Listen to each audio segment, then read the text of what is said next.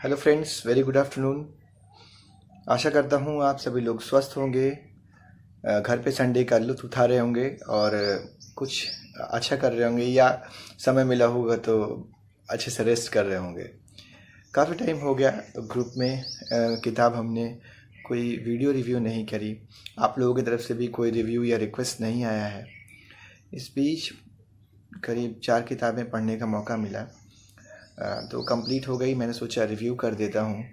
और ये जो 2 किताबें मैं अभी कंप्लीट रिव्यू करने जा रहा हूँ। हालांकि बुक समरी प्रिपेयर करना संभव नहीं होगा क्योंकि यूट्यूब पे कॉपीराइट इश्यूज़ हैं और 10 मिनट से लंबा कोई भी बुक समरी का वीडियो वो अलाउ नहीं कर रहे हैं।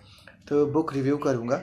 अभी जो बुक रिव्यू करूँगा वो है इकिगाई और the Book of Joy. Ikigai, इन पुस्तकों को रिव्यू करने के लिए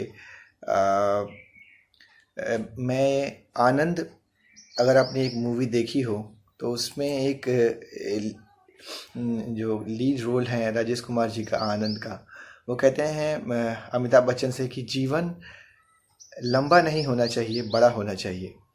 लेकिन ये जो 2 किताबें हैं, इसमें एक किताब जो इकिगाई है वो कहती है जीवन लंबा होना चाहिए और इन एस्पेक्ट्स पे डिस्कस करती है कि कैसे जीवन लंबा होना चाहिए।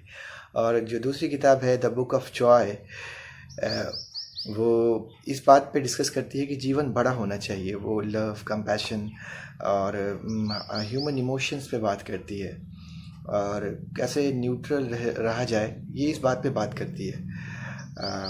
हालांकि इन किताबों को पढ़ने का ये मतलब नहीं है और या रिव्यू करने का ये मतलब नहीं है कि इनके रीडिंग्स, इनके टीचिंग्स को मैं आत्मसात कर पाया हूँ। बस ये है कि अपने इग्नोरेंस का पता चलता रहता है टाइम टू टाइम।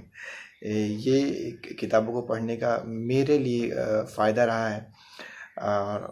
और कई लोग ऐसे होंगे जो किताबें पढ़ने के बाद महसूस करता हो कि वो करते होंगे कि ये लर्निंग्स, ये टीचिंग्स उनके जीवन में ऑलरेडी हैं। लेकिन मुझे कई किताबों को पढ़ के ऐसा लगता है कि बस अपने व्यक्तित्व की कमियां बार बार महसूस हो जाती हैं, जिस पे काम करने की ज़रूरत है। तो इकिगाई पुस्तक के लेखक हैं हेक्टर ग्रासिया जी और द बुक ऑफ जॉय के लेखक हैं, लेखक तो कोई और हैं। ये एक्चुअली इंटरव्यू बेस्ड किताब है जिसमें डेसमंड टूटू और दलाई लामा जी का इंटरव्यू लिया गया जब वो धर्मशाला में एक बार 1 हफ्ते के लिए रुके थे।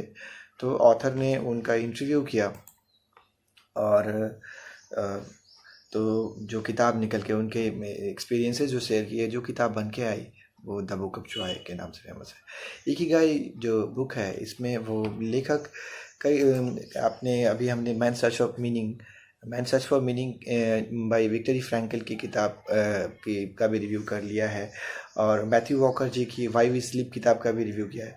तो जो इकिगाई किताब है इसमें एक प्रॉपर स्लीप की भी बात करती है, लोगोथेरेपी, मतलब ह्यूमन पर्पस की बात करती है, पर्पस ऑफ लाइफ की बात करती है। वो एक्सरसाइजेज की बात करते हैं, एक बैलेंस डाइट की बात करते हैं। जापानीज़ जो टेक्निक है कि कभी भी अपने पेट को 80% से ज़्यादा फुल ना करें, इस बात पे बात करती है। किताब को, छोटी सी किताब है 130 पेजेस की, पढ़ के काफ़ी जल्दी आप ख़त्म कर सकते हैं। मैंने ईपब और पीडीएफ में बुक को शेयर किया था और कई सारे कंप्लीट जो योगा एक्सरसाइजेज हैं या चाइनीज़ टेक्निक्स हैं या जापानीज़ टेक्निक्स हैं जो एक्सरसाइज की, उसमें सूर्य नमस्कार का भी जिक्र आया है एक बार। तो कई चीज़ें हैं जिसको हमने डिस्कस किया है ग्रुप में भी, वो आपको मिलेंगी, जैसे लोगोथेरेपी बाय विक्टर फ्रैंकल और why we sleep by Matthew Walker. तो इकिगाई जो किताब है ये बताती है कि कैसे लोग, और उसमें कई लोगों के जीवन के एक्सपीरियंसेस हैं। जापान के एक गांव का अनुभव है, ओकिनावा। ओकिनावा एक गांव है जहाँ पे लोग 110 साल, 114 साल, 120 साल तक लोग जिए हैं। कई लोगों को इंटरव्यू किया गया है और उनके जीने की, लंबा जीने का उनसे जो है कारण पूछा गया है, वो उनको क्या लगता है कि वो क्यों लंबा जिए। तो ये किताब जीवन को लंबा बनाने पे और स्वस्थ रहने पे फोकस करती है। और एक और जो कोर फोकस है कि आपको अपने जीवन का इकिगाई ढूंढना है जिसमें आप कंफर्टेबली एज अ हॉबी काम कर सकें, आपका एक फ्लो बने। तो किताब बड़ी एक इंटरेस्टिंग किताब लगी, आप इसे पढ़ सकते हैं। दूसरी किताब है the Book of Joy. The Book of Joy जो बुक है, इसमें लेखक लव और कंपैशन की बात करता है। कभी कभी अपने पेन्स को कम महसूस करने के लिए खुद को दूसरों के पेन से अटैच करने की बात करता है। वो ये बात करता है कि जब आपके कोई तकलीफ़ हो तो आप ज़रूर वो खुद से ज़्यादा तकलीफ़ वाले लोगों के बारे में सोचने की कोशिश करें, उनके तकलीफ़ से सिंपैथी जनरेट करने की कोशिश करें। आपको अपना दुख कम महसूस होता हुआ लगेगा। कई बारी जब हमें तकलीफ़ होती है, जब हम हॉस्पिटल पहुंचते हैं, कई लोगों को दुख में देखते हैं, तो जो पॉजिटिव बात ये है, ये समझ में आती है कि इस दुख में भी हम अकेले नहीं हैं और कई लोगों को हमसे ज़्यादा ज़रूरत है रिसोर्सेज की, डॉक्टर्स की, मेडिसिन्स की। और वी फील ब्लेस्ड, ग्रैटिट्यूड सा महसूस होता है, एक ह्यूमिलिटी सी आती है।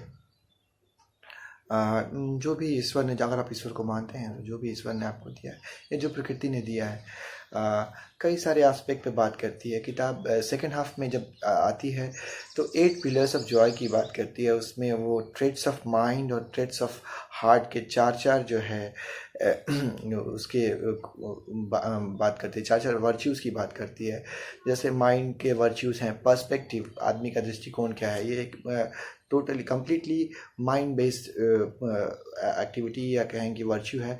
फिर ह्यूमिलिटी या कहें जनरॉसिटी या कहें ह्यूमिलिटी इस एंड ह्यूमर और एक्सेप्टेंस की बात करते हैं। ये 4 कोर ट्रेट्स, ये माइंड के ट्रेट्स हैं। इसके बाद वो 5 ये 4 और कोर ट्रेट्स हैं, फॉरगिवनेस, ग्रैटिट्यूड, कंपैशन और जनरॉसिटी, ये हार्ट के ट्रेट्स हैं। इन ट्रेट्स पे बात करते हैं। काफ़ी सुंदर कोट्स हैं इस किताब में। एक बार मैंने 81 कोट्स इस बुक के शेयर किए थे ग्रुप में, कभी आपको समय लगा हो तो शायद आपने पढ़ा होगा। ये दोनों किताबें बड़ी प्यारी किताबें थीं, इंटरेस्टिंग लगी मुझे तो मैं पढ़ गया।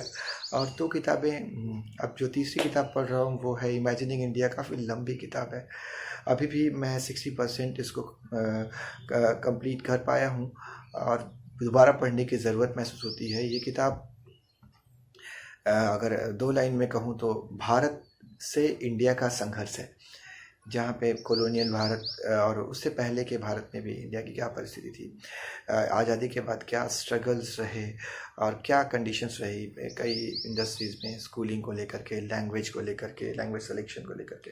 बड़ी वास्ट किताब है।